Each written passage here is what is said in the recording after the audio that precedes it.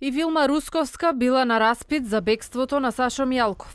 Обвинителката Ленче Ристовска ја испрашувала нејзината шефица Русковска за дводневното исчезнување на поранешниот шеф на тајната полиција, но и неговото појавување токму во обвинителството кај Русковска.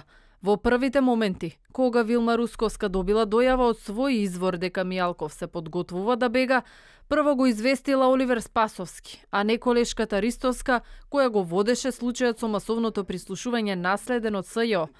Нивното соочување во четвртокот не било колегијално, туку Ристовска како обвинителка, а Русковска како сведок.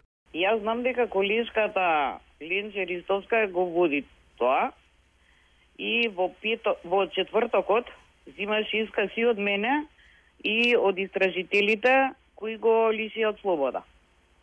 Така да за повеќе информации во врска со тоа ќе треба да се обратите кај нејза. Русковска негира одговорност, но последниот збор ќе го има нејзината колешка Ленче Ристовска, која истражува кој потврдил и дали има пропусти, кој овозможил Мијалков да побегне. На распит пред неколку дена го повикала и Сашо Мијалков. Нема детали кој што кажал, а случајот се уште е во рана фаза. Русковска прва добила информација за можно бегство на Мијалков, но не било така и во случајот со Орце Камчев.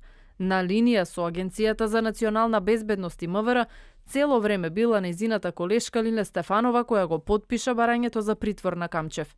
Денеска и негови вработени, угледни лекари од Систина, бараа Камчев да биде пуштен од притвор, а за мерката велат дека е неразумна и престрога.